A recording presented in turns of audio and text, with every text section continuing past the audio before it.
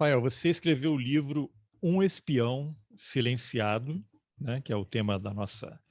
Não é exatamente o tema, né? É a desculpa para eu poder ter uma conversa com você sobre várias coisas, né? Até porque não vamos dar spoiler aqui, as pessoas têm que comprar o livro para ler. Mas antes da gente começar a falar sobre ele, eu vou pedir para você fazer uma breve apresentação sua. Aí você é historiador, né? Fala um pouquinho aí da tua trajetória e quais as suas áreas de interesse. Certo, primeiramente te agradecer, Carlos, prazer muito grande de estar aqui falando com você. Eu sou Rafael Alberti, sou um historiador formado pela UFRJ.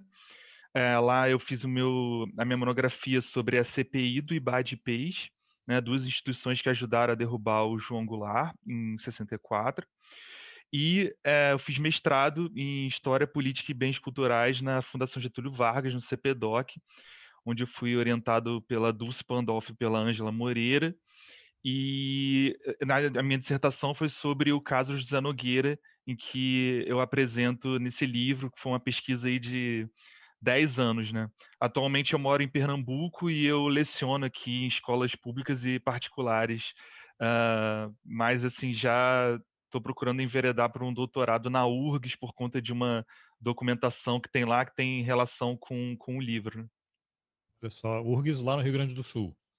Isso. Olha só. Especificamente por conta de documentos que eu achei sobre um dos movimentos que eu cito nesse livro. Tá.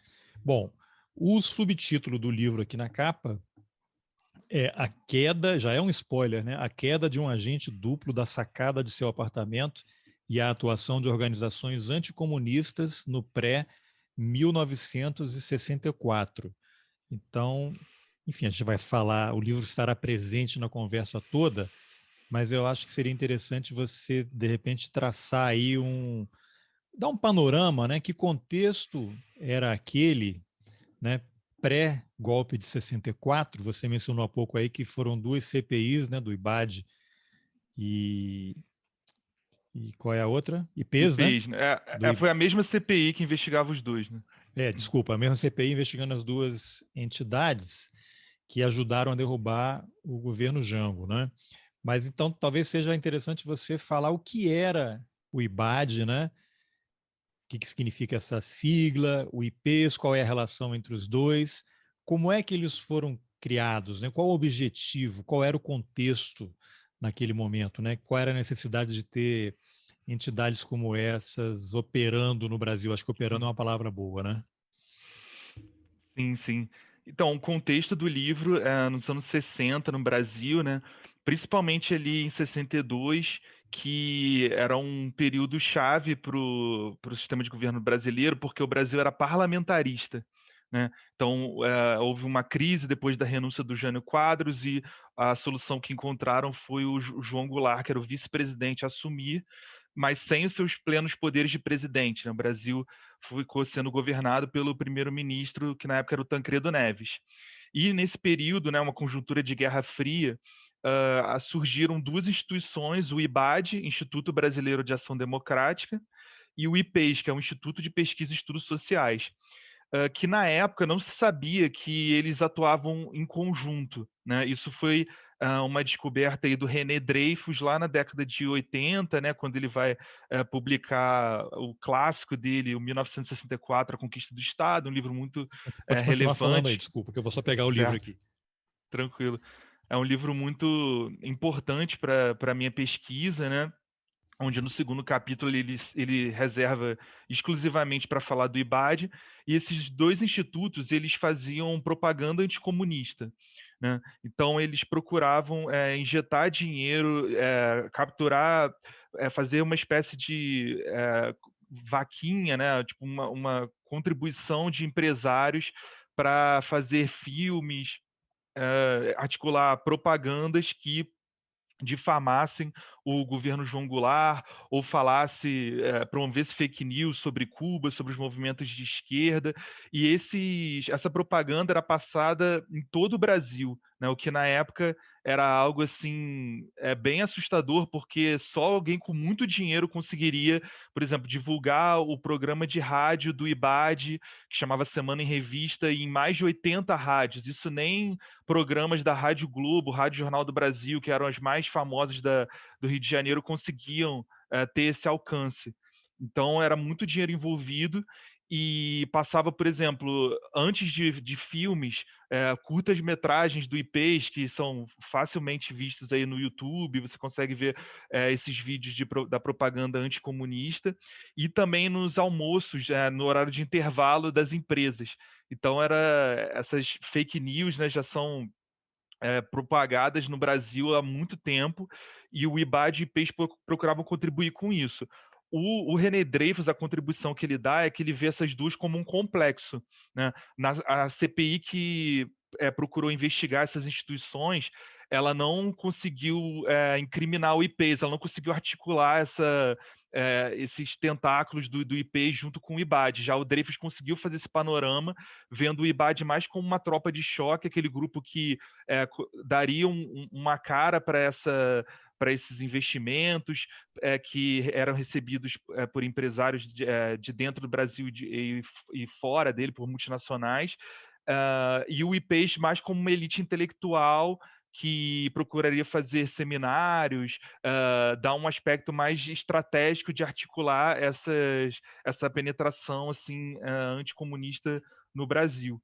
Deixa eu só, Então, você mencionou o Dreyfus aí, eu sim, vou te cortar aqui só para mostrar. Provavelmente o livro é esse aqui, né?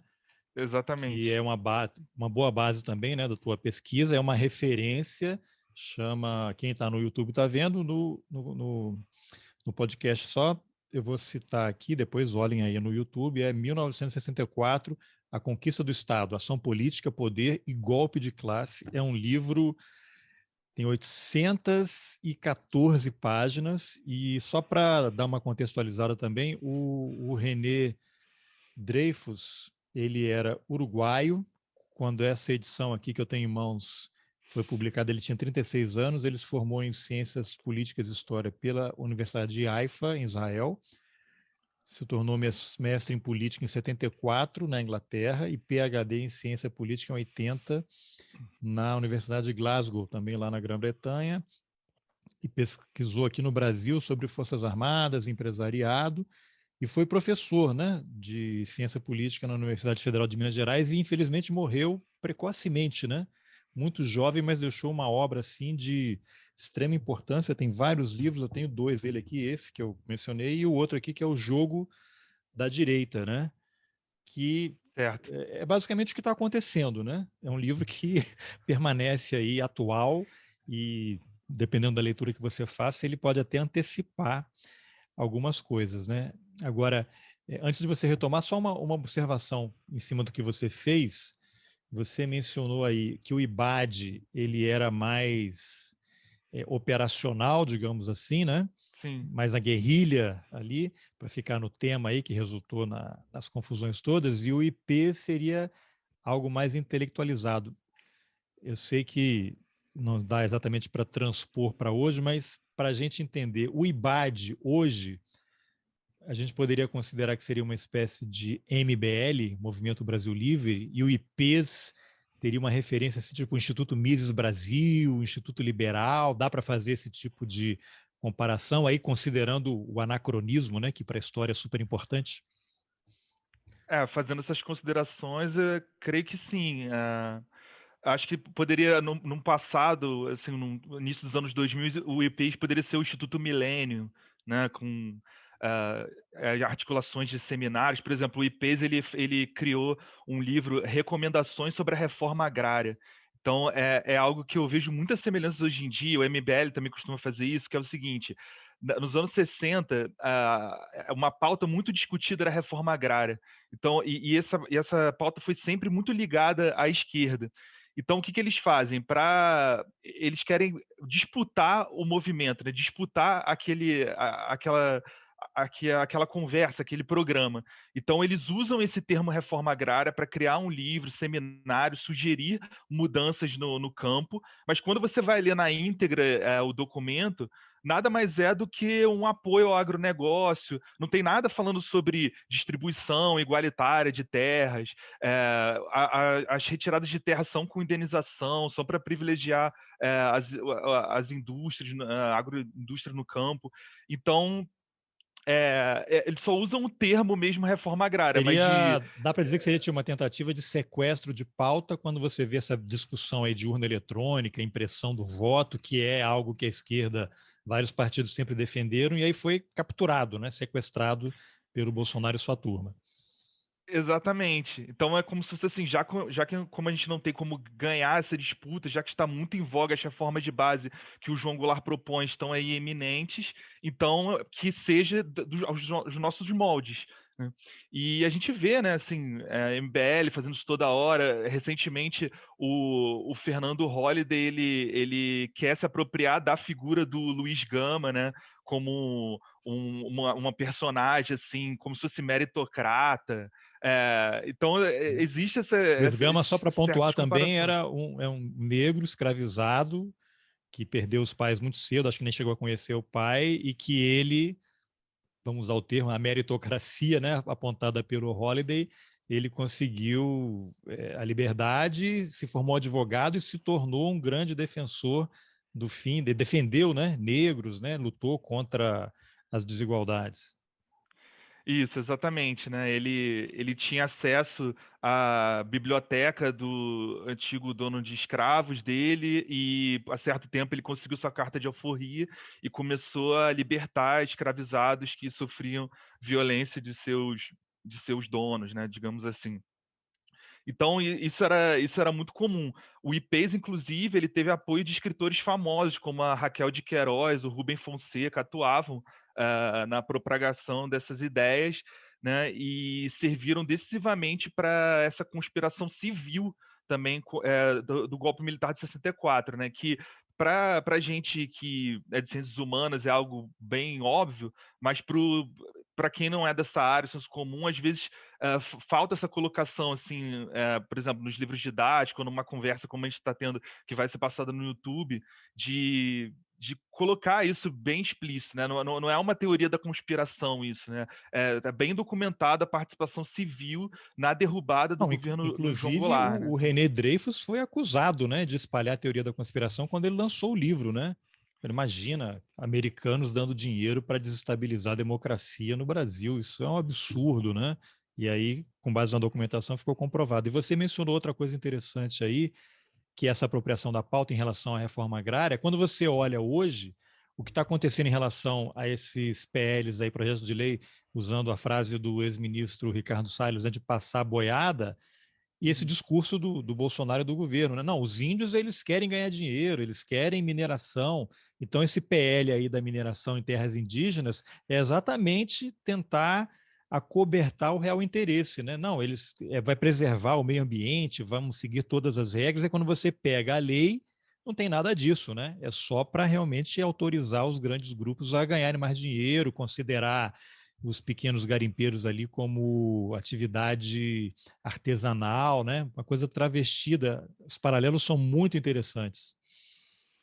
Sim, e não param por aí. Por exemplo, a gente vê uma relação inegável da família Bolsonaro com as milícias, e nessa época também que o IPES ele foi acusado de ter uma relação promíscua com o MAC, né, que era um movimento anticomunista, um movimento paramilitar, como se fosse uma milícia da época, que era formada por policiais, coronéis do exército, como era o coronel Ardovino, que era o líder do MAC, e existem reuniões documentadas em que eles é, empresários que apoiavam IPs estavam desesperados porque a relação deles seria divulgada pelo ministro da Justiça Alfredo Nasser.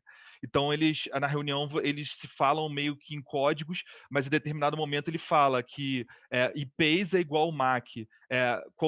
Qualquer menção a empresários que sejam divulgados pela imprensa deve ser negada. Isso, para quem duvidar, está muito bem explicitado, até recomendo aí como um futuro convidado, o historiador Vicente Gil da Silva, que é professor na FRJ e fez uma tese de mais de 1.000 páginas pela UFRJ, e ele é do Rio Grande do Sul. Eu tive a oportunidade de entrevistar ele para o meu podcast, e está lá a reunião na íntegra. Eu até fiz uma brincadeira com ele para um linguajar mais informal, né, já que o podcast atinge a todos. Eu falei: "Ô, Vicente, se a gente fosse traduzir em palavras assim mais fáceis, essa reunião, então, é como se hoje um empresário como o Luciano Hang da Avan tivesse financiando milícias no Rio de Janeiro." Ele falou: "É exatamente isso.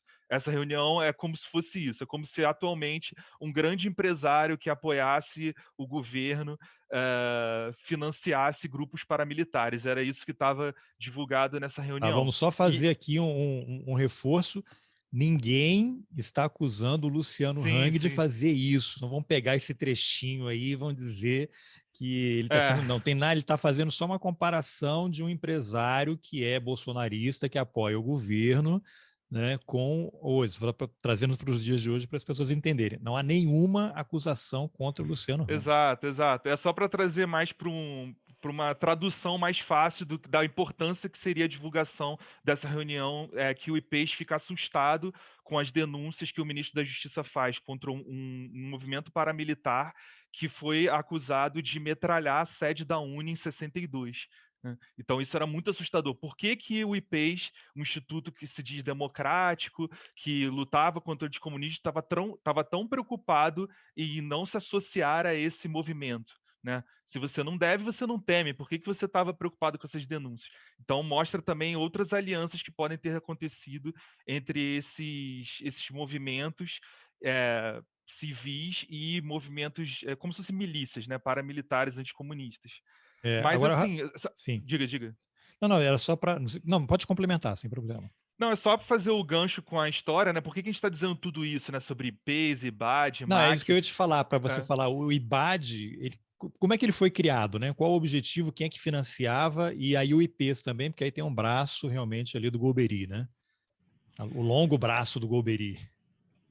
Sim, então, o IBAD ele é formado por um publicitário, né, Ivan Hasslocker, que era filho de diplomata, né, atuou na ONU, por exemplo, e ele tinha uma empresa de publicidade chamada Promotion.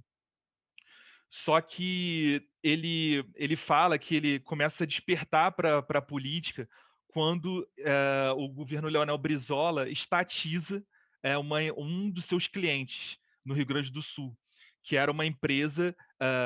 Houve uma estatização de uma empresa de telefonia e de energia elétrica no Rio Grande do Sul, e que ele fala que ele desperta para a política aí, que ele fala que o comunismo não pode vencer no Brasil com essas atitudes. Então ele começa a fazer críticas ao governo Leonel Brizola, ao governo João Goulart, e começa a se aproximar de pessoas ligadas à Embaixada dos Estados Unidos no Rio. Essa Ele era publicitário?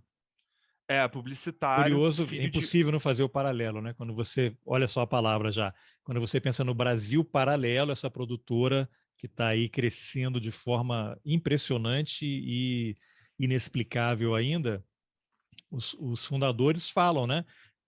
O clique foi com uma conversa com Olavo de Carvalho, que disse que eles tinham que ser uma produtora engajada, militante, e uma aula que eles assistiram na Escola Superior de Propaganda e Marketing no Rio Grande do Sul com o Hélio Beltrão, que é filho do ex-ministro da ditadura Hélio Beltrão, que é o presidente do Instituto Mises Brasil, né? Falando, e aí eles usam até o termo Red Pill, né? A pílula vermelha, como se fosse a grande abertura de mente. Então, os paralelos são interessantes.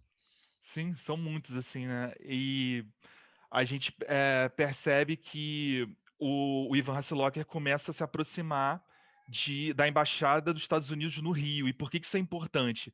Porque é sabido que a CIA tinha um escritório na Embaixada dos Estados Unidos no Rio. Então, isso, para quem duvidar, achar que a teoria da conspiração está lá documentação de governo dos Estados Unidos, né, que diferente do nosso governo, nesse caso é transparente, né, você consegue ter acesso a documentações confidenciais que comprovam isso. Depois de um O tempo, livro né? Depois de alguns anos, né? depois de alguns anos. É. Por exemplo, tem outro livro que eu indico, que é o Felipe Adi, Por Dentro da Companhia. É um ex-agente da CIA que desvenda, né, revela os bastidores da sua atuação na derrubada de vários governos latino-americanos. Então, é um ex-funcionário da CIA admitindo tudo isso. E a tese também do Vicente Gil está lá, documentada, enfim, defendida, e mostra as relações desse publicitário com o Serviço Secreto dos Estados Unidos. Essa tese é importante, por quê? Porque ele é o primeiro pesquisador a divulgar na íntegra um livro, umas memórias que o Ivan Hasslocker deixou, que não foi publicado ainda, e que só teve acesso aos familiares, e ele conseguiu ter acesso à filha desse publicitário, e lá ele revela que ele recebeu tipo mais de US$ 100.000 da CIA após o golpe para fazer essa conspiração. Então tem O todos os livro está trechos dentro da tese. da tese. Ele tentou uma publicação, a família tentou uma publicação em Harvard, só que eles não se interessaram em publicar. E eles, eu não sei a que pé anda, né? Eu não tenho contato assim íntimo com a família dele. Eu consegui ter acesso a uma amiga dele de mesmo sobrenome, chamada Lilia Hasslocker, que também vai falar no meu podcast, em que ela confirma essas informações e mostra assim todo o suporte que ele deu para que entrasse dinheiro do Serviço Secreto dos Estados Unidos para a corrupção, ao financiamento de candidatos que fossem contra as reformas de base do João Goulart nas eleições de 62, né? Então foi assim, eu acredito que seja um dos maiores escândalos da história da República Brasileira. É só você pensar, imagina se fosse o contrário, né? O governo Jango financiando opositores do candidato do John Kennedy nas eleições dos Estados Unidos, o escândalo que se daria. Então, e isso assim acho que é propositadamente não divulgado nos livros, enfim, é pouco falado, mas num contexto parlamentarista era importante ganhar o Congresso e houve esse financiamento também comprovadamente reconhecido pelo embaixador dos Estados Unidos no Brasil, Lincoln Gordon. Ele dá uma entrevista à revista Veja em 77 e confirma que eles entraram esse dinheiro no Brasil através do Fundo do Trigo. Existia um local da contabilidade que você não precisaria discriminar para que você estaria gastando esse dinheiro, que era a parte de serviços. E foi ali que eles conseguiram entrar esse dinheiro, tirar esse dinheiro do exterior para entrar no Brasil através da Embaixada dos Estados Unidos e Curioso. financiar. Do financiamento, é curioso você falar que veio a fundo do trigo, quer dizer, era uma articulação, uma parceria, um contrato, um convênio, não sei qual é a figura para esse dinheiro chegar aqui, mas certamente é um convênio entre Estados Unidos e Brasil, né, para que esse fundo do trigo recebesse um aporte de fora. Mas isso me remete a quê?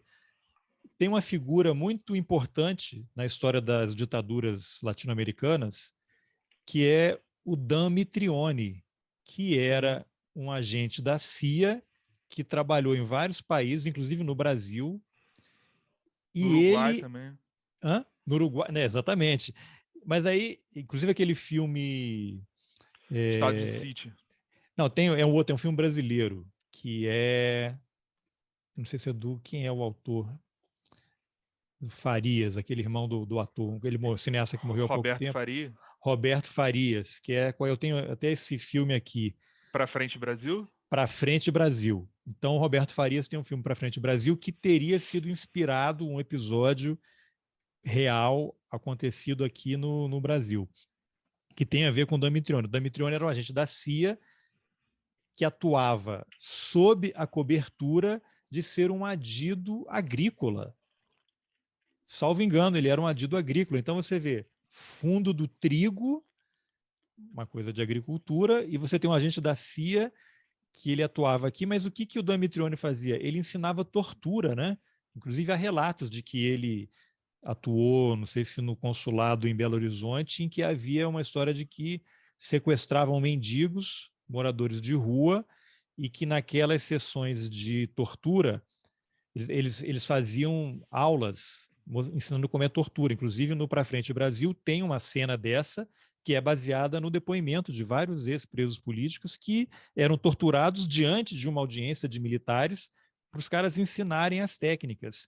Mesmo Damitrione, que tem uma foto clássica em Porto Alegre, ao lado de quem? Do pai do general Etchegóin, que também era o general Léo Etchegóin, que apareceu no relatório da Comissão Nacional da Verdade. O Etchegóin ficou enlouquecido, soltou nota e, enfim, Comissão Nacional da Verdade, que resultou na famosa frase do Vilas Boas, uma facada nas costas, o resto é história, né? E o Damitrione vai para o Uruguai, lá ele é sequestrado pelos Tupamaros, no mesmo dia ou na mesma operação em que sequestraram um cônsul ou um diplomata brasileiro, né? Gomide, acho que era o sobrenome, e o Damitrione acaba sendo assassinado, né? Lá pelos Tupamaros, e essa história é contada no filme Estado de Sítio do Costa Gavras. Desculpe aí essa longa interrupção, as pessoas me acusam de não deixar os entrevistados falarem, mas eu achei importante Nada, fazer essas imagina. ponderações. Imagina, é importantíssimo, porque são muitas semelhanças mesmo, né? E, enfim, então há essa participação, né, dos Estados Unidos em ganhar o Congresso Nacional e um Brasil parlamentarista para barrar essas reformas de base. E, inclusive, o IBAD ele foi acusado de ser uma entidade suprapartidária, ou seja, ele não se importava de qual partido você fosse. Inclusive, foi uma minoria, acredito que foi 1 ou 2 deputados só, mas, por exemplo, tiveram deputados do PTB que receberam dinheiro sujo do IBAD. Então, o PTB que era visto na época, né, como se fosse a esquerda, né, vamos dizer, um partido mais trabalhista, progressista da época, né? Então, assim, ele não se importava com quem fosse. Ele queria o seguinte: olha, vou te dar um documento chamado compromisso ideológico, em que você vai assinar e vai se comprometer a votar contra as reformas de base do João Goulart e lutar contra o comunismo no Brasil. Então, a gente só quer essa postura. A partir do momento que você assina, você vai receber uma verba assustadora de recursos como carros de som, panfletos, né, santinhos.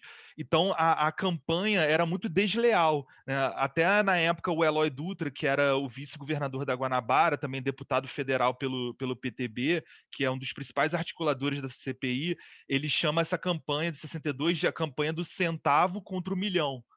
Então, assim, era muito desleal. Você via que, cara, como pode essa pessoa ter tanto dinheiro para faixas, carros? De onde sai esse dinheiro? E a chance dela ser eleita era muito, muito maior, né? Então, o IBAD, ele consegue eleger. Foram, assim, foi comprovado na CPI, né, que receberam verbas 600 deputados estaduais, 250 deputados federais, 8 governadores e 15 senadores. Não tem uma história É, também de que os americanos, por meio vocês parceria com o IBAD, eles promoviam a ida de líderes sindicais aos Estados Unidos também, que lá eram, de sim, certa forma, doutrinados ou treinados. Até essa história é contada no livro Apesar de Vocês, que é do James Green, James Green. que é um americano. Eu tenho até uma entrevista com ele aqui num dos episódios em que ele faz esse resgate, né, de americanos que, assim como tem os americanos que promoveram golpes de Estado pelo mundo, você também tinha americanos que estavam na luta contra essa atuação dos Estados Unidos em desestabilizar democracias pelo mundo e aqui no Brasil. Sim, existia uma entidade chamada Redetral, que tinha essa atuação como se fosse tentar disputar o movimento sindical, já que é aquilo que a gente estava falando no começo, né? Já que é sempre ligado à esquerda, vamos tentar dividir e pegar uma parte para a gente. O movimento estudantil também, uma parte do movimento estudantil para ser financiada e barrar essas ações da UNE, de É igual você movimentos de tinha a combate. CUT, né? Central Única dos Trabalhadores, vamos criar a CGT, né? Ou a Força Sindical, né? Que aí até o Magre, né? Que depois era o. Não sei se acha que ele era da CGT, né? Se tornou ministro do Trabalho do Collor. Pois é, então todo esse contexto, né, é que se passa o livro em 62, a minha pesquisa começa quando eu estava fazendo a minha monografia pela UFRJ em História. Eu estudei a CPI do IBAD-PES, né, foi aberta uma comissão parlamentar de inquérito para investigar a atuação desses institutos, e eu tive o trabalho de ler toda a ata da CPI, e eu vi num parágrafo que estava escrito assim, o diretor da revista Política e Negócios, Genival Rabelo, acusa o IBAD de assassinar um jornalista. Era só isso que estava escrito. Não, mas E aí, aí para ali. aí. Não, sempre, vamos voltar um pouquinho. A gente falou do IBAD, mas e o IPES? Dá uma ideia geral do IPES, como é que ele surgiu e como é que ele atuava. Você já tinha falado lá, né, que o IPES era mais intelectualizado, o IBAD era mais Isso. operacional, mas quem é que cria o IPES? Como é que ele opera? Eu não estou até em dúvida se aquele escritor lá, o Rubem Fonseca, ele também teria produzido algumas coisas para o IPES, né? Sim, a Raquel de Queiroz, o Rubem Fonseca produziram, mas não foram os criadores, né?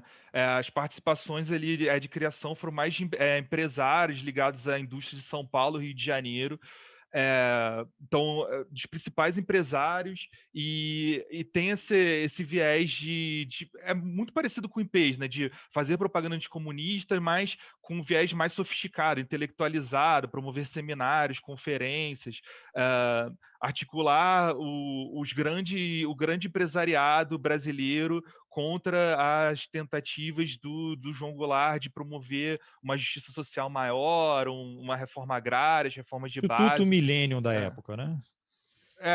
como se fosse isso, né? E Então onde é eu que o tinha falado. Golbery entra nessa história? O Golbery é um dos presidentes, né, do IPES, né, nesse período. E inclusive é curioso, né, porque ele, quando chega, sem querer me antecipar, mas já me antecipando, né, tipo, quando chega o golpe de 64, é ele que dá a voz de prisão e de retirada de direitos políticos do principal articulador da CPI do IBAD-PES, né? Então olha que loucura, assim, né? O Eloy Dutra, que é o responsável por articular essa CPI, para investigar, para correr atrás dessas irregularidades, quando chega o golpe, o presidente do IPES, que agora vai ter uma promoção de cargo, né, vai atuar tipo, no SNI, ele vai e tira, né, direitos políticos e persegue o Eloy Dutra, enfim. Para quem não conhece, Então, o Golbery que a gente está falando é o Golbery do Couto e Silva, que era um isso. militar, né?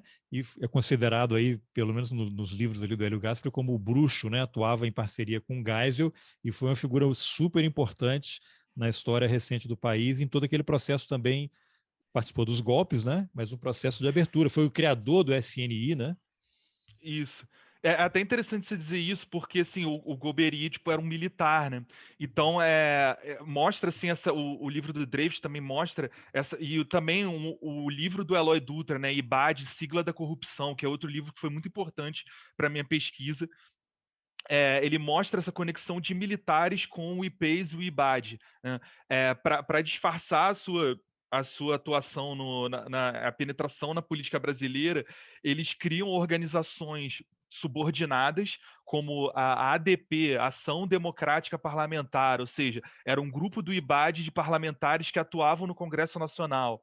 A ADEP, que é a Ação Democrática Popular, que eram instituições responsáveis por, em cada estado, né, instituições estaduais, então tinha a ADEP de São Paulo, a ADEP do Rio de Janeiro, que era onde ia o dinheiro do IBAD para essas instituições, para que eles repassassem para os políticos que apoiassem uma pauta mais conservadora. E alguns presidentes dessas ADEPs eram militares, né? Então, mostra também essa articulação de como, na época, os militares havia um racha nas Forças Armadas, né? É muito diferente de hoje em dia. Por exemplo, hoje em dia, quando a gente fala de militares, é automaticamente, praticamente, né, tirando algumas exceções, como sei lá, Marcelo Pimentel, enfim, é praticamente falar sobre caráter reacionário. Mas na época, antes de 64, havia uma disputa, né? Existiam ministros da Marinha, enfim, o Cândido Aragão, o Pedro Paulo Suzano, que eram leais ao João Goulart, que tinham uma postura progressista. Então, você mostra essa insatisfação dos militares com um presidente que anteriormente, o João Goulart, né, tinha sido ministro do Trabalho do Getúlio Vargas e tinha proposto um aumento de 100% no salário mínimo, fazendo com que os operários pudessem ganhar igualmente a militares, já que esse aumento não era previsto para militares, então já vem um ranço dos militares com João Goulart desde então. Então mostra assim que essa articulação também não foi só entre civis, né? Os militares estavam envolvidos Não é à nesses toa institutos. que logo depois do golpe, os militares foram a categoria mais punida, né? Golpe, presos, né?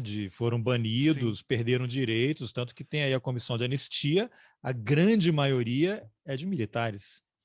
Exato. E uma das personagens que aparece no livro, que é o Geraldo Magelo, irmão do José Nogueira, que é o agente retratado no meu livro, ele era sargento da Marinha. E quando vem o ato institucional número 1, ele perde os seus direitos militares e vai ser perseguido pelo resto da vida, não consegue se fixar em nenhum emprego por tentar investigar o que aconteceu com seu irmão. Inclusive, eu achei um documento no Arquivo Nacional que mostra que ele estava na lista de comunistas da Odebrecht. Quando ele trabalhava na Odebrecht, ele entrou numa lista de comunistas, e aí com certeza foi pelo seu A passado em Odebrecht querer. também tinha a sua agência de espionagem e entregava os funcionários. Exatamente, está lá o nome dele, com certeza por conta das investigações que ele fez, pelo que aconteceu com seu irmão, e ele não conseguia parar em nenhum emprego porque era perseguido pelo resto da vida. Olha só. Bom, mas aí você estava lendo aí as linhas miúdas, né, do Isso. relatório aí da CPI, e aí se deparou com um crime. Agora vamos entrar aí na história mesmo. Exato, e aí esse diretor de revista, Genival Rabelo, acusa o Ibade de assassinar um jornalista. E eu fiquei muito chocado na época porque eu li o livro do Dreyfus, li o livro da Aloy Dutra, e eles acusavam o Ibade explicitamente sobre corrupção eleitoral, sobre afronta da soberania nacional, né? Você não pode pegar dinheiro do exterior e interferir numa eleição brasileira, né? Porque você pode comprometer, né, a soberania da nação, você pode pegar interesses de outros países e colocar nas nossas eleições. A acusação era só essa, não havia acusação de homicídio. E aí eu fiquei muito Ó, curioso, eu falei, essa é bom, até assim, era só para não, sim, controlar aqui, né? eu digo assim, né, a historiografia, então, só acusava o Ibade com relação a isso. Uhum. E aí eu vi que, assim, apesar de não ser jornalista, né, eu vou usar esse termo, mas eu vi que tivesse um furo de reportagem ali. Tipo, olha, eu acho que ninguém se atentou nesse momento. Eu vou investigar para ver o que é, quem é esse jornalista, por que que o Ibad queria matá-lo, se isso é verdade, se isso não é. E eu comecei a pesquisar na Associação Brasileira de Imprensa, Biblioteca Nacional, e comecei a achar muitas informações. E aí eu descobri que esse jornalista se chamava José Nogueira, ele era um repórter do jornal Diário da Noite, trabalhou em outros jornais do Rio também, como O Jornal, Diário Carioca, enfim. E ele era também um agente secreto da Marinha, do CNMAR, né, do Serviço de Inteligência da Marinha. Só que ele tinha uma peculiaridade, ele era um agente duplo. Ele trabalhou tanto para a extrema-direita, ele participava de organizações anticomunistas nesse período, mas ele, por um motivo que não fica muito claro, ele começa a passar informações confidenciais, a prejudicar as próprias organizações que ele trabalhava. E ele passa a dar essas informações para a imprensa ou para políticos de esquerda ou progressistas. Ou seja, o que não E, faltava era gente interessada em matá-lo, né? Pois é, não faltava. Então, por isso que no meu livro cito aí uma lista aí de pessoas que, de acordo com a imprensa da época, foram prejudicadas pelo José Nogueira. E por vários motivos diferentes, né? Mas o que se sabe é que ele era um cara super inteligente, super persuasivo. Os jornais diziam que ele era uma pessoa vista de confiança em ministros de direita e de esquerda. Então é muito interessante a figura dele porque ele é um personagem muito incomum nesse período, né? Quando você vai ler livros sobre ditadura, sobre os bastidores da ditadura, você pega esses estereótipos, né? Por exemplo, você vai estudar uma grande personalidade de esquerda da época, ele geralmente tem aquela trajetória, estudou no CAP do FRJ, estudou no Colégio Pedro II, aí quando promover a ditadura, ele pegou em armas, ou foi exilado, ou lutou na imprensa contra a censura. E do outro lado, aquele outro estereótipo, assim, a figura reacionária desde sempre, aquela pessoa rica ou herdeira, que quando chegou a ditadura, conseguiu se promover a cargos importantes. O José Nogueira não é nada disso. Ele tá ali meio que numa zona cinzenta, aí, como diria o Rodrigo Pato Samota, né, um historiador de grupos anticomunistas. Então, ele tá ali, você não sabe para quem que ele tá enveredado, né, ou se para nenhum dos lados, ou se a lógica dele é financeira, enfim. O que se sabe é que ele participou de movimentos anticomunistas. Por exemplo, ele era redator-chefe do Tribuna de Notícias, que era um tabloide da Cruzada Brasileira Anticomunista, era um movimento fundado pelo Almirante Pena-Boto e pelo Joaquim Metralha, né, dois anticomunistas clássicos no Rio de Janeiro. Ele participou de reuniões do IBAD, do MAC, também do movimento anticomunista, mas ele tem essas ligações. Por exemplo, o Eloy Dutra afirma que ele era o principal informante da CPI do Ibadipês. Então, tudo que o Eloy Dutra, tudo não, né, mas assim, uma boa parte dos documentos que o Eloy Dutra conseguiu para incriminar o Ibad foi o José Nogueira que repassou para ele, né? Então, gera uma certa suspeita, aí já não dá para afirmar, mas pode ser que o José Nogueira tenha sido um infiltrado do presidente João Goulart nessas organizações anticomunistas para desbaratá-las por dentro. E aí, por que eu sugiro isso? Porque documentos de denúncias que ele fazia contra organizações anticomunistas, eu consegui achar no acervo João Goulart, que existe no CPDOC, na FGV. Então eu fico pensando, caramba, o que o presidente João Goulart estava fazendo com esse documento, né, com essas denúncias? Eles se conheciam, né? No podcast, assim, já dando um pequeno spoiler, né? Eu converso com a irmã do José Nogueira. Ela afirma que eles se conheciam. Ela fala, o quê? João Goulart era amigo do José Nogueira. Eles almoçavam juntos. Nossa, por que essa relação tão próxima? O José Nogueira não era anticomunista? O que ele estava fazendo almoçando com o João Goulart? É estranho, entende? Tipo, então, ficam essas dúvidas, assim, dessa possível penetração de agentes, né, de inteligência, de contra-inteligência, para desbaratar esses movimentos anticomunistas da Ou ele época. era só um excelente repórter que estava infiltrado em tudo quanto é lugar para poder levantar a informação. Não sei o que ele Pode publicava, né? ser. Agora, você tem alguma informação como é que ele, o José Nogueira, ele teria sido cooptado ou pelo... Tem uma palavra que é mais apropriada que eu esqueci, mas como é que ele teria sido cooptado recrutado pelo CENIMAR, pelo Centro de Informações da Marinha? Existe alguma informação que indique isso? Então é muito difícil, né? Porque quando você pesquisa sobre um Mas ele espião, foi, né? ele serviu na Marinha, ele tem algum histórico assim de ter sido, serviu nas Forças Armadas, em alguma força? Então, eu consegui a carteirinha dele de reservista da Aeronáutica. Recebi informação lá no Ceará, que é onde ele nasceu, né? Ele nasceu em Mundaú, numa cidade litorânea, e foi muito cedo para o Rio de Janeiro, por volta de 18 anos. Ele serviu na Aeronáutica e depois ele vem para cá. E as informações, os jornais todos se referem a ele como secreta da Marinha, agente secreto da Marinha, agente do CENIMAR, informante do CENIMAR.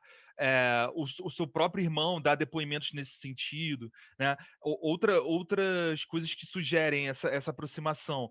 Quando ele denuncia o Joaquim Metralha, né, que era um anticomunista que trabalhava com ele nesses movimentos, ele anexa na denúncia a carteirinha de espião da Marinha do Joaquim Metralha. Então você fica pensando, poxa, quem tem acesso à carteirinha de espião da Marinha de alguém? Uma Não é denúncia à uma justiça ou denúncia em termos de matéria jornalística? denúncia no jornal. Isso que ele é muito corajoso, né? Ele denuncia o Joaquim Metralha, que era o fundador da Cruzada Brasileira Anticomunista, no próprio jornal da Cruzada Brasileira Anticomunista, de que ele era o redator-chefe.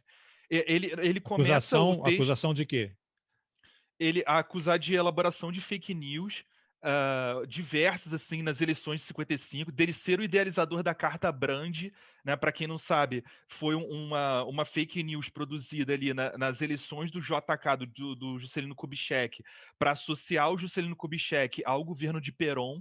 Então, sempre nesse sentido, né, já que, por exemplo, o comunismo pode fazer com que esse candidato perca votos, então vamos associar essas pessoas, ou vamos associar a um governo de uma pessoa que está dando direitos trabalhistas aos trabalhadores da Argentina. Por exemplo, ele acusa o Joaquim Metralha de uma falsa aliança entre o PTB com o PCB, com o Partido Comunista Brasileiro. Então, ele denuncia essa, esse ex-amigo, né?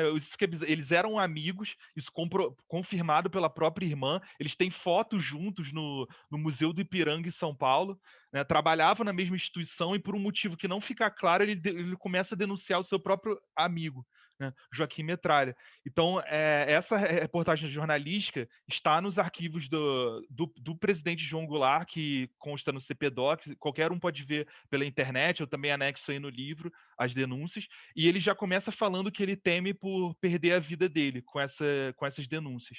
Ele anexa série de jornais. Interessante, porque isso daí pode ser parte de uma operação, por exemplo, de pessoas do próprio movimento querendo queimar o Joaquim Metralha, e aí usa o próprio jornal, né? Porque não é raro acontecer isso, né? O cara, de repente, há um descontentamento, há um rompimento ali, uma divisão, mudança de rumos, e aí, olha, esse cara aqui já não é mais interessante para o movimento, vamos queimar o Joaquim Metralha. E quando você relata isso, ele foi da aeronáutica e aparentemente era do serviço secreto da Marinha. Eu não vou poder citar nomes aqui, mas sou jornalista, tenho colegas jornalistas, e um me falou uma vez, ele cobria essa área de Polícia Federal, a BIM, e há um relato de que ele foi aproximado por um agente da ABIN que queria oferecer dinheiro para ele ser informante. Ah, você ganha pouco, né? O cara sabia o salário do repórter, e que para você comprar uma roupa, oferecendo mesmo dinheiro, e não vou fazer nenhuma ilação nem acusação, mas acho que tem gente que aceita. E aí o cara está lá na redação e está na folha de pagamento, ou fosse do SNI, ou da ABIN, e está ali ligado, né? Não é que ele esteja operando, ele está operando, ele está ouvindo, ó, vai sair matéria sobre isso, tem uma apuração sobre aquilo, né? E isso é um trabalho básico de qualquer agência de inteligência, né? Você tem os informantes, como é que você consegue informante? Ou o cara adere à causa pela ideologia, ou é por dinheiro, são as coisas que movem as pessoas, né? Então, imagina, anos 2000, você tem um cara ali que está sendo assediado, e sabe-se lá quantas pessoas em redações, né? E nas empresas também, né? Estou citando redação porque foi o caso que eu soube, que eu ouvi em primeira mão desse colega de trabalho, né? Então, o caso do Zé Nogueira pode ter sido uma situação dessas, né? Exato. E eu acredito também que a fama do José Nogueira no Rio começou com as investigações que ele fez no caso da imprensa marrom. É o caso que é aí que surge o termo, né? Imprensa marrom. Ele trabalhava no jornal do Alberto Dines, né? E ele faz uma denúncia desbaratando, não só ele, né? Outros repórteres também, desbaratando revistas. A revista Qual era o Moral jornal? era Diário da Noite. Tá. O papel era marrom, não? Daí que vem o negócio? Não, não me Não, lembro. não. Não, esse termo surge nos Estados Unidos como, acho que é Yellow Press, tipo, imprensa amarela, só que decidiram mudar a coloração no Brasil porque falaram que imprensa amarela não ia ficar um termo muito bom Uhum. para falar sobre É, imprensa sensacionalista. E aí marrom é mudaram, sujo, botaram né? Uma coisa mais suja, assim. sujo, exatamente, botaram imprensa marrom. Mas foi um caso de revistas que chantageavam personalidades como, por exemplo, Tônia Carreiro. Teve um cineasta que até se suicidou com as chantagens que eles faziam. O Grande Otelo caiu em golpe. Tem lá, eu cito todas as personalidades que caíram nesses golpes. E eles tiravam fotos comprometedoras e queriam dinheiro para não publicá-las. Então ele descobre a atuação desses pseudo-jornalistas e essas revistas são fechadas. Então ele acaba ficando muito famoso, né, conhecido pelo seu faro investigativo. E aí começa, né, talvez ser requisitado para outros trabalhos. Ele tem uma É, habilidade grande para fazer amigos, né? exatamente, assim, muito persuasivo. Testemunhos da época afirmam que ele namorava vedetes, ele era um cara assim, um pouco meio mulherengo e assim, extremamente discreto quando falava sobre o trabalho para suas namoradas ou familiares. Até então, a família do José Nogueira não sabia que ele atuava nessa função. Eles só sabiam, olha, ele foi para o Rio ser jornalista, era isso que eu sabia, não sabia do resto, né? E a gente também suspeitava que a morte dele poderia não ter sido do jeito que a polícia falou, mas a gente só foi saber mais detalhes lendo a sua pesquisa. Então, enfim, isso tudo se relaciona aí com o IBAD, porque o IBAD acaba sendo acusado na CPI de matar esse jornalista, né? E aí, como que. A falar um pouco da queda, né? O que aconteceu, né? No dia 3 de Não, mas antes, março, essa acusação é o Eloy, né, que faz a acusação? é o Genival Rabelo, que era um Genival diretor de uma Rabelo. revista, Mas ele fez a acusação, foi na CPI que ele fez a acusação. na CPI. E Ele ele falou: o apresentou IBAD. provas, indícios, o que que ele falou? Só lançou essa informação? É, eles. Assim, eu não vi provas que comprovassem a atuação do IBAD, por isso que não costumo ser tão contundente quanto a isso, mas ele afirmou, ele foi a primeira pessoa que afirmou isso na CPI. O irmão do José Nogueira tem matérias no jornal Última Hora acusando também o IBAD, apresentando diversos indícios, possíveis suspeitos. Então, é outra coisa também que não dá para se comprovar, mas que você vê diversas semelhanças, atores que atuam ali em órgãos subordinados ao IBAD. Então, o objetivo da minha pesquisa, né, é o que a minha orientadora falava, assim, o historiador ele não é detetive, mas a importância do historiador é mostrar qual a importância disso para a historiografia nacional, né? Por que essa morte tem muito a ver a falar sobre os bastidores da Guerra Fria, os bastidores do golpe militar em 64, o contexto da Guerra Fria no momento.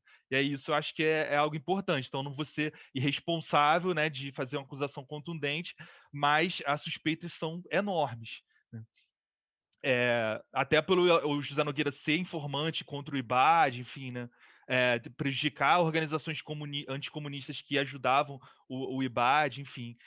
E o Genival Rabelo, ele tinha uma questão, porque ele era um diretor de uma revista que acusou o IBAD de prejudicá-lo, de fechar a sua revista, pelo seguinte: a partir do momento que a revista dele trouxe um editorial favorável ao João Goulart, ele acusa o IBAD de influenciar grandes empresas como Texaco, enfim, outras empresas, de retirar a publicidade da sua revista.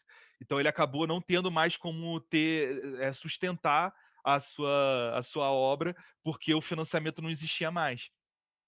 Enfim. Então é basicamente isso, assim, o cenário da época, as atuações do José Nogueira. E aí, quando você permitir, eu já entro não, na e a questão. CPI, ela aconteceu em que momento? Porque teve. Eu estava lendo ali no seu livro, você menciona também que o Jango, em 63, ele baixou um decreto proibindo a atuação, fechou o IBAD, né? E proibindo a Isso. atuação de entidades semelhantes, né? Porque estariam interferindo, financiando parlamentares e contra a atuação do governo, soberania nacional, né? Mas essa CPI, ela foi em que essa determinação dele teria sido consequência da CPI. Então, em 63 ele suspende por 3 meses o IBAD e as organizações subordinadas a ela, as ADEPs. E aí só em 64 ele fecha o IBAD e as ADEPs. O IPES não fica comprovado nenhuma irregularidade, na época eles não tinham documentos suficientes, então o IPES continua a funcionar. E o IBAD ele vai, enfim, continuar atuando com outros nomes, né? Rede da Democracia, enfim, muito organizada pelo Amaral Neto, que era um deputado super ibadiano. Quem quiser quem acompanha a Rádio Câmara do Congresso Nacional tem um áudio muito bom do Amaral Neto defendendo o IBAD, né? Era um dos poucos parlamentares que tinha a audácia de fazer isso e tinha suspeitas que ele recebia dinheiro dessa instituição, né? Amaral Neto é curioso, né? Os mais jovens não vão se lembrar, mas ele, durante anos, teve um programa na Rede Globo chamado Amaral Neto, o Repórter, em que ele percorria o país mostrando a pororoca, né? Inclusive o termo pororoca, né? Encontro dos rios lá no Pará, salvo engano, ou é Rio Negro e Solimões. Agora eu estou em dúvida qual era.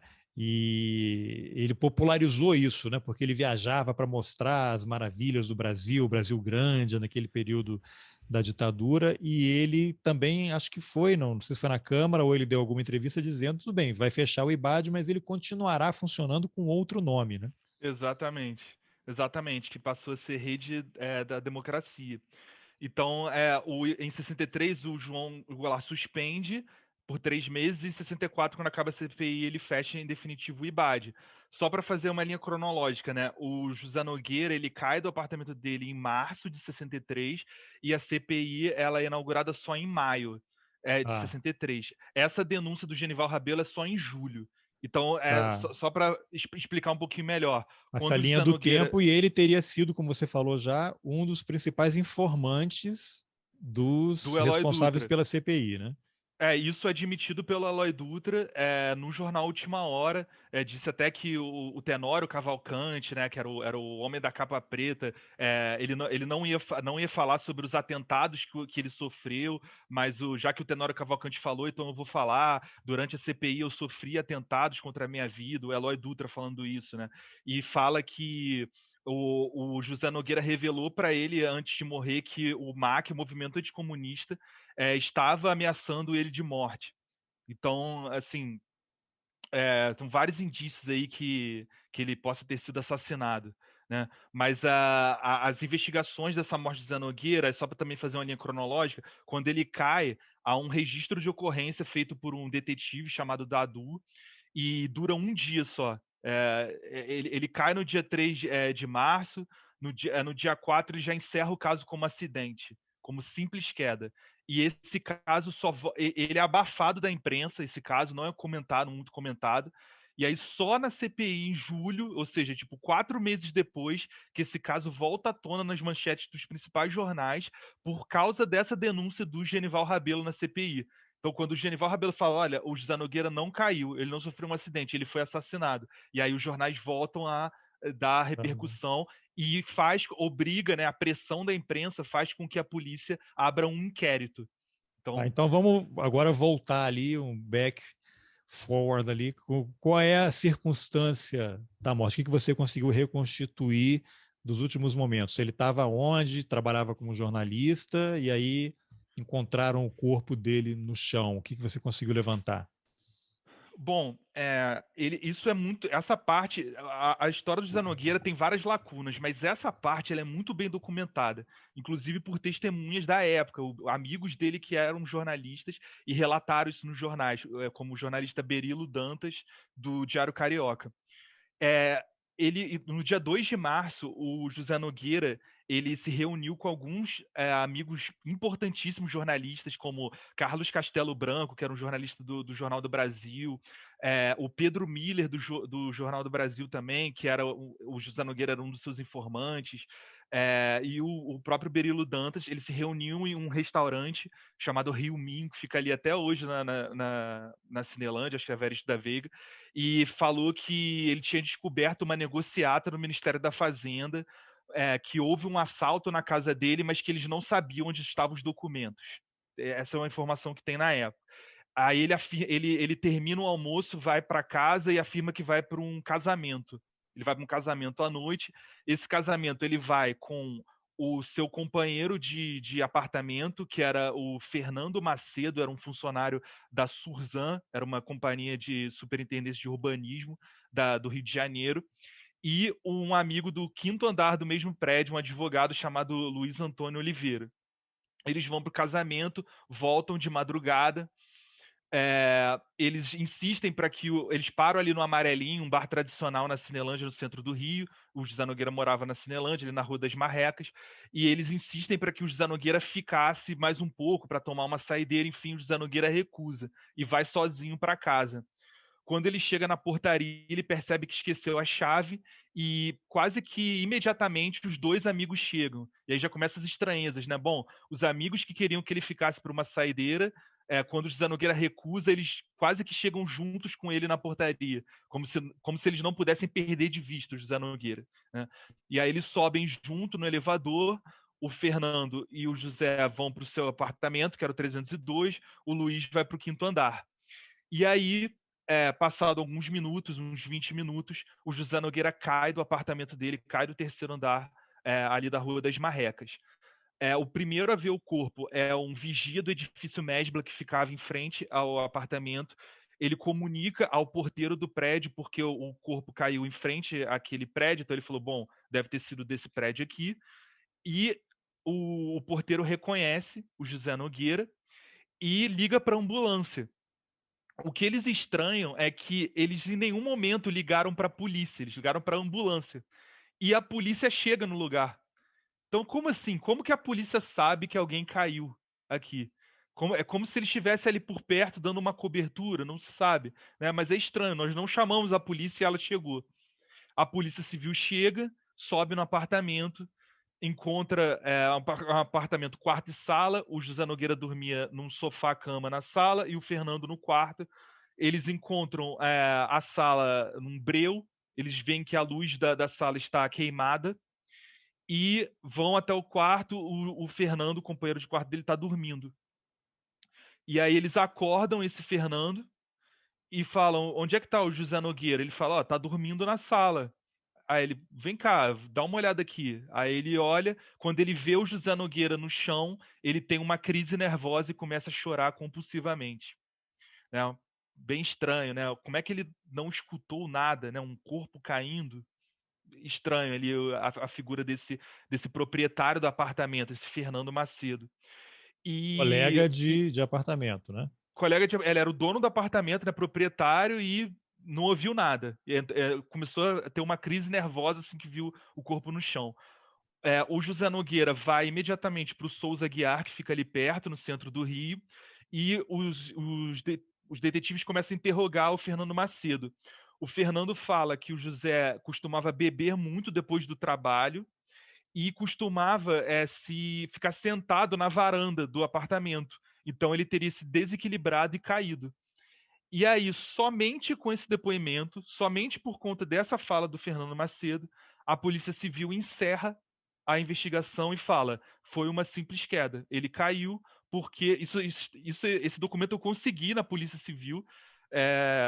Tá lá o registro de ocorrência falando: o senhor Fernando Macedo é de inteira confiança da família, como se quisesse dar uma credibilidade à fala dele. Então, já que o Fernando disse isso, então foi um acidente. Bom, ele não morre, o José Nogueira, mesmo com a queda, ele entra em coma. Ele fica um dia no Souza Aguiar e ele recebe a visita do ministro da Marinha, para você ver a importância, como o José Nogueira não era uma figura qualquer. O ministro da Marinha, Pedro Paulo Suzano, vai até o Souza Aguiar e transfere ele para o Hospital Central da Marinha. Eu conversei com as Marinha de pessoas quem o Zé Nogueira era agente. Exatamente. Então, você vê, mais um indício. Assim, o que o ministro da Marinha estaria fazendo para ajudar um jornalista que não tem nada a ver com a Marinha? Né? Meio estranho isso. Porque, outra coisa, eu perguntei também no Hospital Central da Marinha, né? Existe a possibilidade de um civil ser internado no hospital militar? Eles falaram, é impossível. É impossível. Só militares usam o hospital militar, né? Então, por que que tem lá o registro José Nogueira de internado, civil, José Nogueira? O que que um civil está sendo internado no Hospital da Marinha? Né? Ele é transferido e 10 dias depois ele morre. Né? E aí, enfim, o caso aparentemente terminaria aí. Né? Qual era a Então, idade do Zé Nogueira? ele tinha 29 anos. Era Era muito bem novo. jovem e já arranjando essa confusão toda, hein? Com todas essas conexões.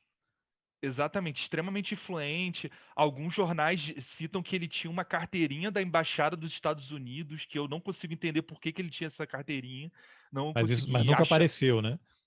Nunca achei essa carteirinha, nunca soube mais informações sobre isso, mas Nunca teve tem essa também nenhum informação. documento do governo americano informando que ele Não. seria Só, informante.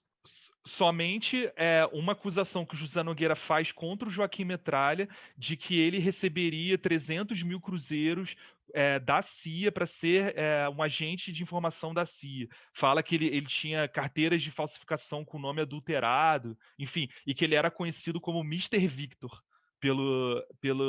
pelos estadunidenses, enfim. É, É. então, assim, o que a imprensa diz, o que a investigação diz, é aparentemente isso, e que ele teria morrido de traumatismo craniano por conta da queda. Ele bateu a cabeça de um acidente, do que teria sido um acidente, e morreu na queda. Aí, Agora, já, de onde surge a informação de que ele teria sido assassinado? Baseado em quê? então, então vamos lá. Por que que a minha versão, né? Eu não acredito na versão nem de suicídio nem de acidente. Eu acredito que ele tenha sido assassinado e tenha sido um crime político.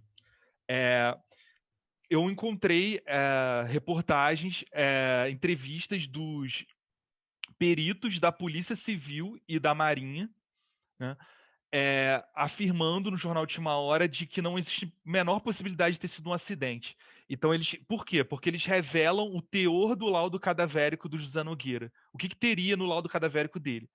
Eles afirmam que ele caiu a uma distância de 4,10 metros da janela dele. Então, assim, nem se fosse um vento muito forte conseguiria levar o corpo a uma distância tão grande. Ele caiu numa posição horizontal.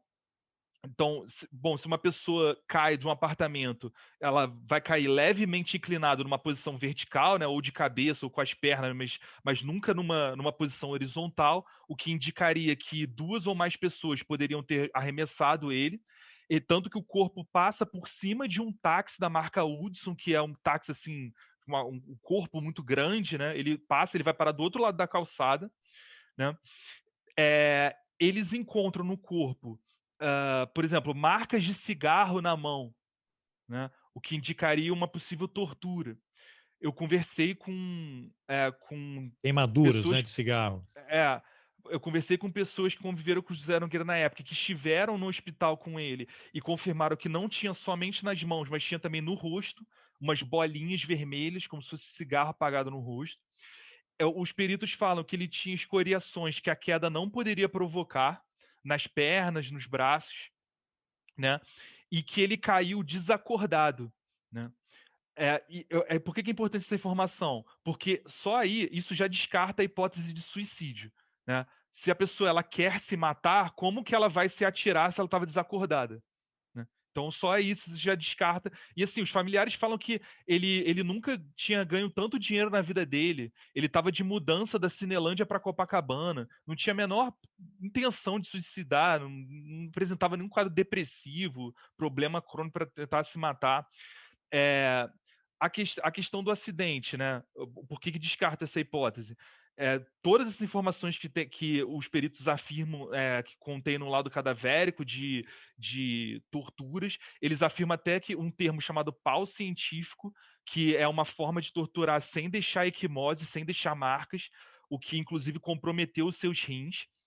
Outro indício, é, um policial militar da época afirmou uma estranheza de que o Hospital da Marinha, por um certo tempo, decretou como sigilo a causa-morte do José Nogueira. E isso é uma coisa que não é referente só ao José Nogueira. Nenhuma pessoa pode ter a sua causa-morte em sigilo. Não existe um motivo plausível para você afirmar que, não, eu não posso revelar porque essa pessoa morreu.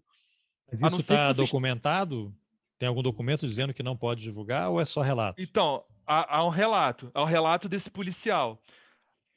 Outra coisa, o que esses peritos afirmam é que a morte dele foi por paralisação dos rins. E aí existe documentação, eu tenho certidão de óbito do José Nogueira, e lá não há essa Informação. essa afirmação. A afirmação é que a morte dele teria sido por lesões cerebrais, traumatismo craniano. E aí, qual é a minha interpretação disso? Né? Afirmar que ele morreu de traumatismo craniano revelaria uma forte incidência à versão do acidente. Ele teria batido a cabeça, caído, bateu a cabeça e morreu. Mas o José Nogueira, ele não morre no dia da queda. Ele não morre porque ele caiu do apartamento. Ele morre 10 dias depois no Hospital da Marinha, quando os rins dele se paralisam, né, por conta das pancadas que ele teria sofrido nessa região dos testículos, relatadas também pelo próprio irmão. Outro ponto também de estranheza, que essa parte é sensacional, né? Voltando para a CPI, havia um secretário de uma organização subordinada ao IBAD chamado Elcio França. Ele vai dar um depoimento bombástico afirmando essas corrupções, essa ligação do IBAD com investimento eleitoral ilegal nas eleições de 62. Ele chega para ser entrevistado por repórteres e afirma o seguinte: não quero morrer como José Nogueira. Olha esse Caramba. depoimento. Bom, se o José Nogueira morreu de acidente, por que ele falou isso? Não quero morrer como José Nogueira. Aí, por que ele fala isso? Ele afirma que, pelo fato dele ir à CPI, ele e a família dele estavam sendo ameaçados pela Invernada de Olaria. Invernada de Olaria é o atual 16º Batalhão da Polícia em Olaria, que inclusive está nesse livro do Bruno Paes Manso, República das Milícias, como um dos envolvidos com milicianos. Era chamada antigamente como Invernada de Olaria. Era um batalhão que é formado pelo Carlos Lacerda, governador da Guanabara, que aceitava policiais que tinham tido afrontas aos direitos humanos, que eram expulsos de outros batalhões, eram aceitos por esse batalhão. O Elcio França acusa que esses policiais estavam ameaçando ele de morte, e aí quando ele chega para dar o depoimento para ser entrevistado por repórteres, ele afirma isso: olha, os policiais estão me perseguindo e eu não quero morrer como José Nogueira, né? Então, assim, são Caramba. Mas aí tem diversos uma mistura, indícios. porque tem militares, tem polícia, tem várias coisas, né? Dentro daquilo, já que ele atuava em tantas frentes, né? É até complicado tentar identificar o que teria motivado a morte dele. Exatamente, né? Até por se tratar de muito tempo depois, né? Eu tô pesquisando um caso de mais de 60 anos atrás. Então, é de um espião. Então, documentação ninguém É. libera, né? Agora, É, na CPI, quando saiu aquela informação de que ele foi assassinado, ele também só lançou isso, não teve então, ele nenhum lançou detalhe. vários deputados convocaram. Aí, outras partes interessantes da pesquisa, né? O deputado. Engraçado isso, né? O deputado João Dória, que é o pai do atual governador de São Paulo, que tinha uma linha muito diferente do filho, né? Ele é super combativo, foi um dos principais denunciantes do IBAD. Foi exilado Ele depois, né? foi exilado, sim. E ele convoca os jornalistas que teriam José Nogueira como informante, o Pedro Miller e o Zuenir Ventura do Tribuna da Imprensa, para dar depoimentos e para tentar entender melhor. Olha, o que aconteceu aqui? Na ata da CPI está afirmando que o José Nogueira revelou informações para o Zuenir Ventura, que o Zuenir Ventura, se revelasse, seria morto. Isso está na CPI, eu não inventei nada disso, está na ata da CPI. Eu tentei várias vezes falar com o Zeni Ventura, eu consegui que outros amigos, jornalistas, falassem com ele, o Eduardo Reina falou com ele, o José Tapajós, enfim. Só que ele fala que não lembra do caso. Ele fala: olha, eu não lembro disso, não lembro dessa pessoa, não tenho nada a falar. Assim, é uma pessoa viva que poderia ajudar muito, né? Para saber o que o José Nogueira te revelou de tão importante que você seria ameaçado de morte. E o Zeni Ventura nunca deu esse depoimento na CPI. Ele falou que precisava de mais tempo para reunir informações e dados e nunca falou na CPI do IBAD Page. Ajudaria a esclarecer se tinha algum envolvimento do IBAD ou não, né? É, Enfim, então é toda uma conjuntura, né, de denúncias. Outra denúncia também importante do José Nogueira, que eu acabei não falando, que é a outra parte inédita do livro. O José Nogueira, ele denuncia um grupo paramilitar anticomunista chamado Ordem Suprema dos Mantos Negros, que era, a princípio, eu achava que era só um apelido que a imprensa dava para o grupo, que chamava de Ku Klux Klan brasileira, porque eles se vestiam de uma forma muito parecida com a Ku Klux Klan, era aqueles chapéus pontiagudos, aquelas mantas só mostrando o olho, né, aquela balaclava. A única diferença é que a Ku Klux Klan usava roupa branca e eles usavam roupas pretas. Essa organização, ele tem uma reportagem no Diário da Noite, mostrando a foto dos integrantes, o que eles fariam. Participou do metralhamento da sede da UNE junto com o movimento anticomunista, e o José Nogueira revela que o fundador dessa organização era também o Joaquim Metralha. Ele mostra a carteirinha assinada pelo Joaquim Metralha, mostra qual era o endereço. Aí tem coisas estranhíssimas, assim, por exemplo, eu achava que era só um apelido que a imprensa tinha dado a esse grupo, mas se você olhar na carteirinha, a carteirinha está escrito Templário da Ku Klux Klan. Então, os próprios membros se chamavam dessa forma, né? Não era um apelido. Templários da Ku Klux Klan, Palácio do Águia Supremo, muitas referências parecidas com a maçonaria, né? Eles então participaram desse metralhamento. O Joaquim Metralha é chamado para depor depois disso, por conta dessa acusação.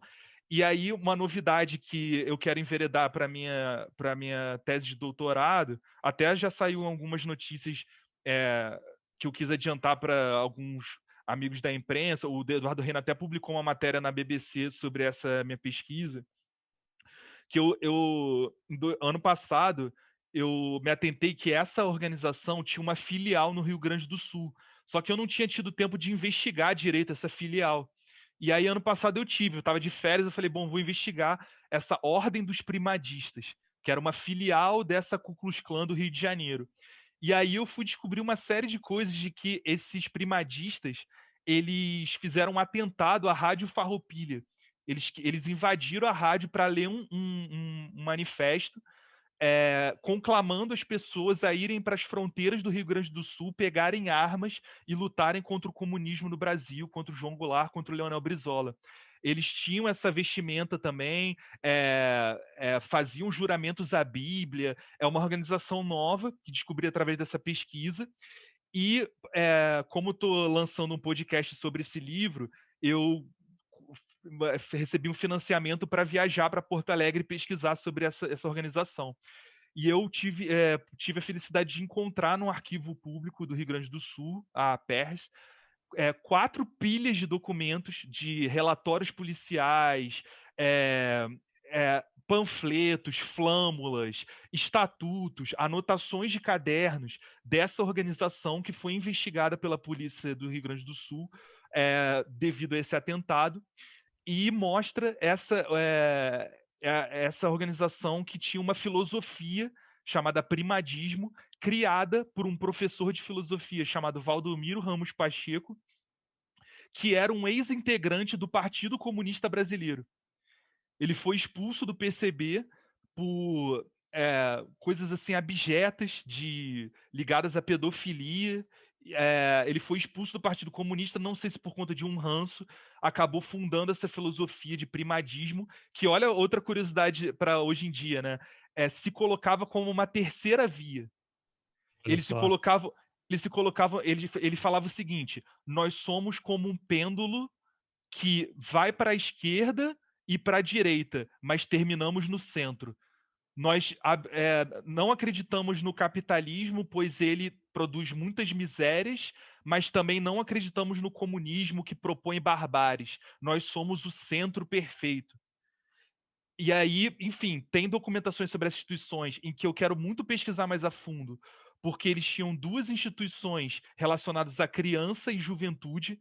Uma era a Orju, Organização da Juventude, e a outra era o IDC, Instituto de Direitos da Criança.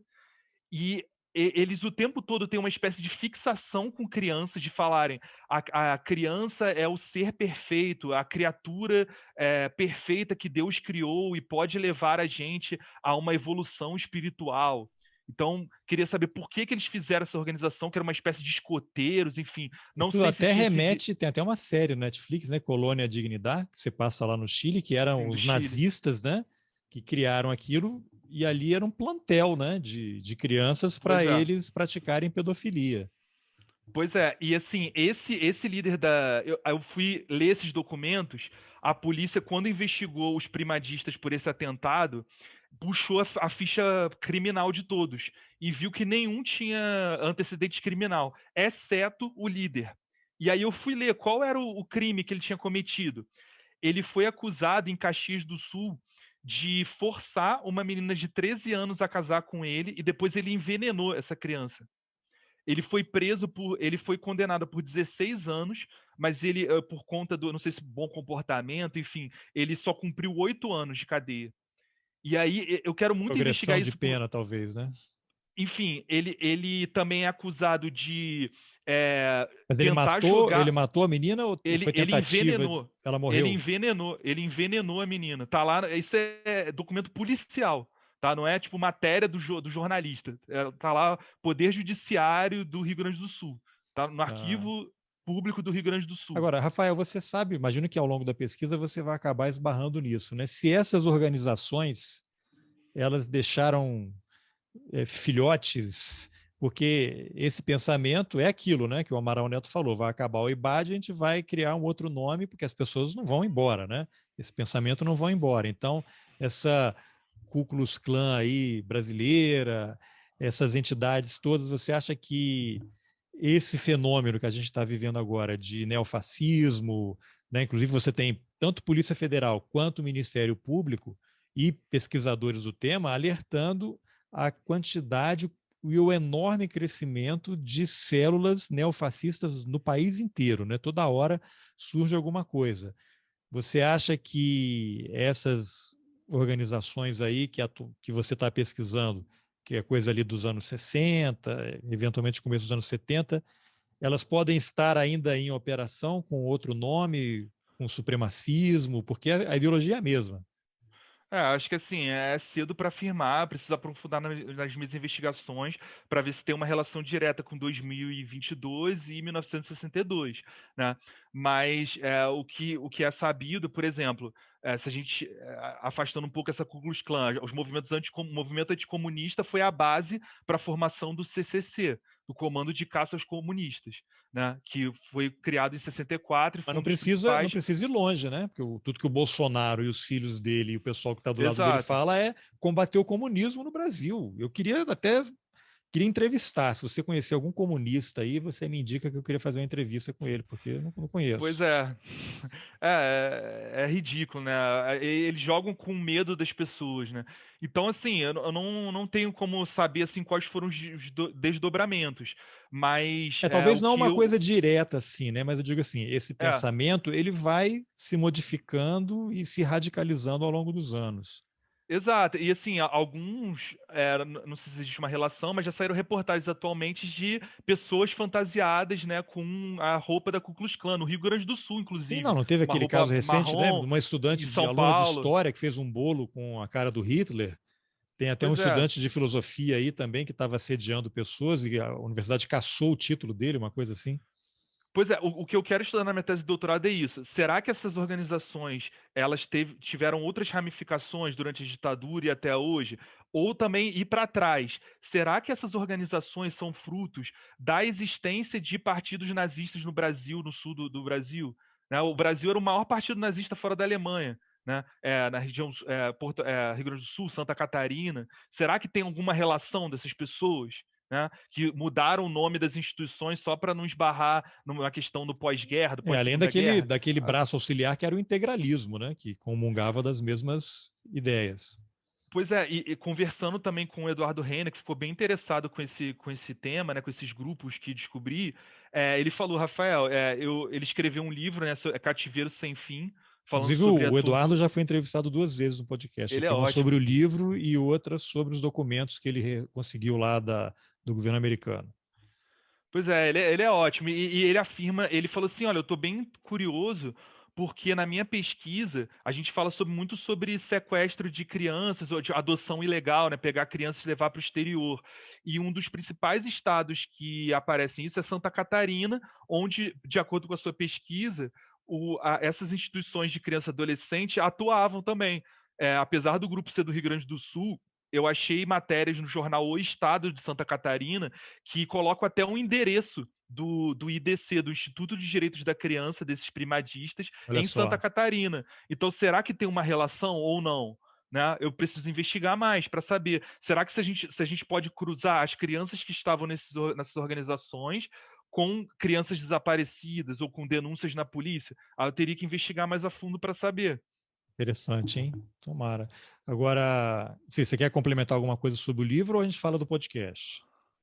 Né? A gente pode falar do podcast. É só me atentar com o horário que já tô quase tendo que ir lá dar Não, aula. vamos lá. Já Então, são para a 11h15. gente Tá. encerrar, você está lançando um podcast também. O podcast, conta rapidamente a história. É por causa do livro, é uma série limitada, é um podcast que você pretende manter? Quando é que estreia? Dá aí os detalhes. Isso. O podcast, ele se chamará Um Espião Silenciado.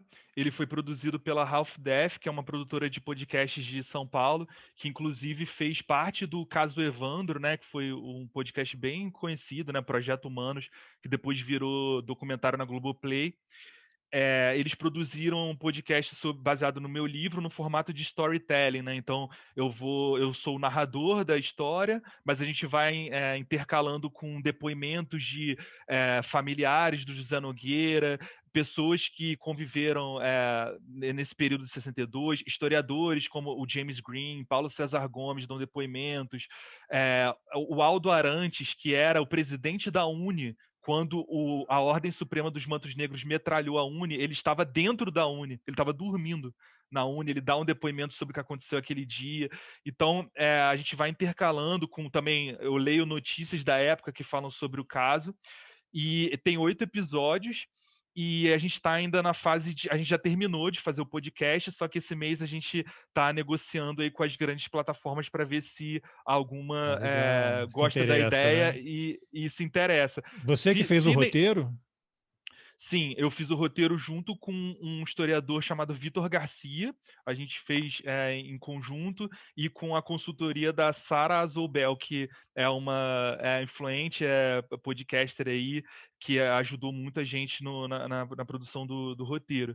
Então, tá para sair, a ideia era sair até dia 31 de março para aproveitar essa questão, né, do golpe militar, mas aí agora não depende mais de mim, depende das negociações aí entre as partes. Caso não ocorra, né, um interesse das grandes plataformas, aí a própria Half Death vai divulgar de qualquer forma no site dela. Então, assim que Legal. tiver mais informações, eu A gente cedo para você. compartilha aí. E também falar que esse livro e o podcast ele vai gerar um documentário, né? Eu assinei um contrato com a Pacto Filmes, Olha que legal.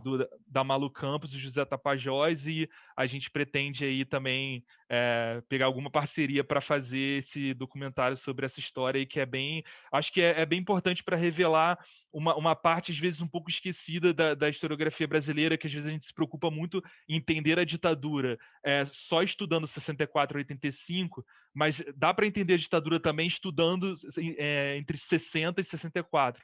Né? A gente vê, assim, só dando um gancho final, se a gente pegar, por exemplo, a CPI, os desdobramentos, né? Todos os acusados da CPI têm benefícios quando ocorre a ditadura de 64. Um vira ministro do STF, um vira vice-presidente da República. O Pedro Aleixo, né, que era o relatório final, é acusado no livro do Dreyfus de ter recebido verbas ibadianas. Ou vão virar, o Joaquim Metralha vira informante da CNI, então ele era um mero membro de uma organização anticomunista, ele vai virar um funcionário federal.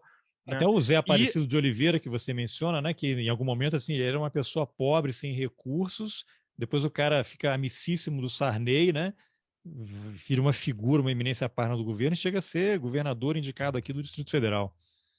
Pois é, né? Enfim, então, se a gente pegar os dois extremos, se a gente for para o outro, todos os acusadores sofrem derrotas, perseguições, né? Miguel Arraes, o caminho é o mesmo, ou exilado, ou torturado, ou Porque vem preso o ou golpe, morto.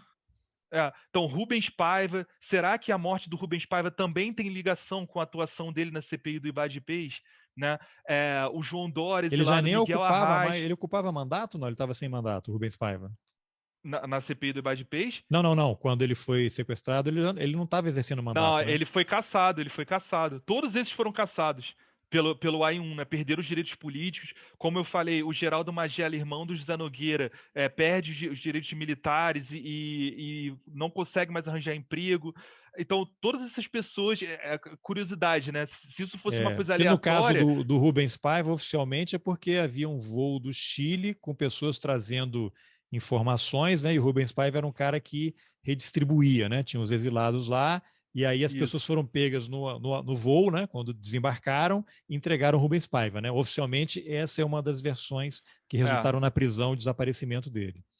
Sim, ele também foi uma importante figura combativa, né? O Eloy Dutra também vai perder os seus direitos. Então, o destino é o mesmo. Então, será que são coincidências, né? Ou são coisas propositais? Será que, por exemplo, o relatório da CPI mostra que uma crise internacional poderia se instalar se eles cavucassem mais sobre aquela história, se confirmasse a participação da CIA no financiamento de parlamentares. Então, assim, eu acredito que é um momento da história do Brasil que deve ser debatida com de forma mais enfática, né? A gente acho que esquece um pouco desse período e ajuda a gente a entender também a ditadura militar.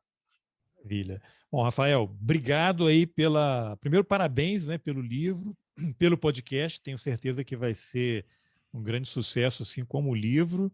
Desejo sucesso Obrigado. aí também nos seus planos aí para o doutorado, né? E já fica o convite aqui para quando você avançar nas suas pesquisas, a gente conversar uma vez mais. E obrigado pela entrevista. Eu que agradeço, Carlos. Pô, foi maravilhoso e estou à disposição aí para poder ajudar no que for preciso, né? Acho que é cada vez mais importante nessa união, né, de historiadores, jornalistas, a gente trocar informações, é, porque acho que a memória nacional precisa desses preenchimentos, né? Da gente ajudar as famílias, né, que sofrem com falta de informações sobre seus é, parentes, enfim, e no geral promover na verdade, memória e justiça que nunca deve acabar aí no Brasil. Então fica o meu agradecimento e estou à disposição aí para futuras ajudas. Maravilha.